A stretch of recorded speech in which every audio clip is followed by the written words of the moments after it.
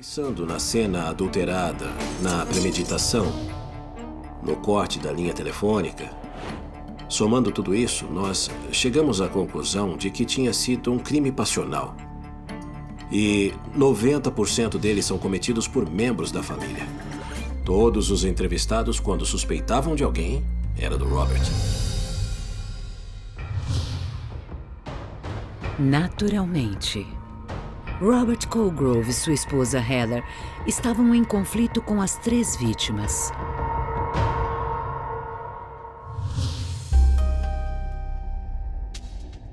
Um bilhete furioso aumenta as suspeitas de que o filho do meio perdeu o controle. Marlene Colgrove tinha uma carta em casa na qual ela dizia a Robert que estava tão chateada com ele, tão triste, tão brava que não ia deixar nada para ele. E que se ele recebesse aquela carta antes do enterro dela, não precisava ir ao enterro. Concluímos que o melhor a fazer era ir até a casa do Robert e informá-lo da situação. Em primeiro lugar, para ver que tipo de reação nós teríamos do Robert. E também para perguntar se ele aceitava ser entrevistado sobre o crime. Quando o Robert ficou sabendo que o irmão e os pais dele tinham sido assassinados, ele não teve reação. Ele ficou lá, parado. E o mais notável foi que ele não perguntou como eles tinham morrido.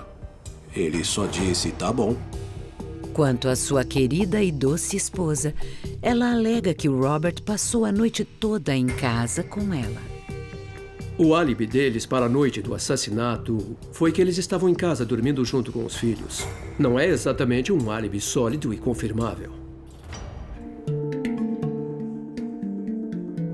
Stephen Colgrove acabou dando à polícia o nome de Robert como um possível suspeito e contou que havia problemas entre o Robert e o resto da família. E não há por que pensar que Stephen tivesse algum motivo para mentir. Os relatos iniciais sobre Stephen Colgrove eram de que ele tinha sido uma lenda na Força Aérea. Ele tinha um caráter impecável. Ele sofria de câncer. Morava a cerca de 1h40 da cidade. Então aconteceu que os investigadores não suspeitaram de nenhum envolvimento dele. Mas, só para garantir, eles querem elucidar uma pequena dúvida. Onde ele estava na hora dos assassinatos? Era uma das noites em que ele não precisava trabalhar, então ele estava em casa, como fazia quase sempre que não tinha serviço. Stephen diz que está morando com um amigo chamado Robert Rainierson em Deposit, Nova York, enquanto faz quimioterapia. Os investigadores têm um último pedido. Stephen se importaria em tirar a camisa? Eu tenho um hematoma bem no ombro onde eu apoio a espingarda. E se isso acontece comigo, talvez também acontecesse com ele. A primeira coisa que ele fez foi sentar na cadeira e baixar a manga do ombro esquerdo. Ele puxou até o fim para mostrar a região do ombro inteira e não havia nenhum hematoma. E eu falei, posso ver o outro ombro? E a resposta imediata dele foi, eu atiro com a mão esquerda, não teria nenhum hematoma no outro ombro. O pequeno Stephen tem algo a esconder? Àquela altura, ele baixou a camisa do lado direito. E bem na dobra do ombro, havia um hematoma roxo. A história se complica. Mas Stephen tem uma explicação. Ele falou, eu esqueci. E disse que outro dia tinha tropeçado na escada e batido o ombro no corrimão na lateral da escada. E o hematoma era por causa disso.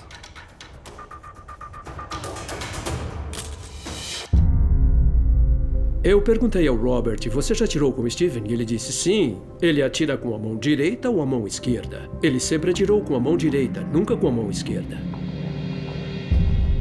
Alguém está mentindo. O Stephen Colgrove disse aos policiais que atirava com a esquerda. Se Stephen atira com a mão direita, seus hematomas devem ter sido causados por uma espingarda parecida com a arma que matou sua mãe, seu pai e seu irmão. Depois de considerar os dois motivos, minha opinião pessoal é que as pessoas matam por dinheiro muito mais facilmente do que por vingança. Agora só falta provar. Obrigado. Recolhemos todas as espingardas que estavam com o Robert, que eram dele. Fizemos testes balísticos e nenhuma delas era compatível. Robert e Heather estão fora da mira da polícia. E uma grande surpresa. Uma busca na casa da família Rynearson revela uma pista-chave.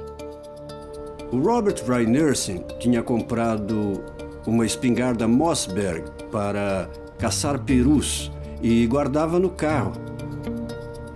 Ele disse, é a minha espingarda, eu guardo aí desde sempre, mas eu nunca usei. Mas alguém usou. A arma tinha sido limpada, mas havia um borrifo de sangue no interior do cano. E isso pode parecer estranho, mas o tiro final em Michael Colgrove teria gerado um verdadeiro banho de sangue naquele quarto. É hora de ver que tipo de história essa espingarda tem a contar. A combinação balística era perfeita. Basicamente, dava até para ver a olho nu. A espingarda que estava no carro dos Rynearsons tinha disparado os cartuchos que encontraram no chão.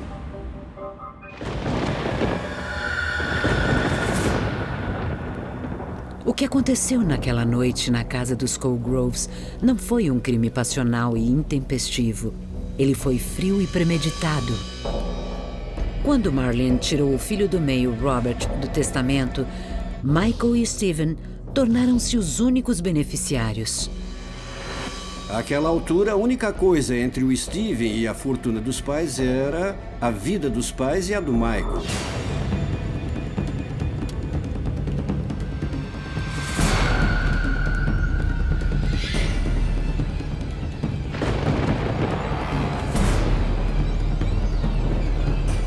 Naquela noite específica, ele sabia que tinha uma tempestade se aproximando.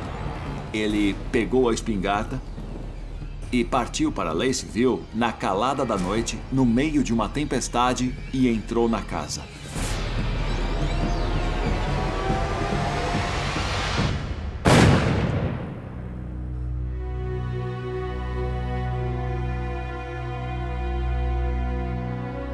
Aí, ele virou rapidamente e foi pelo corredor até o quarto do pai.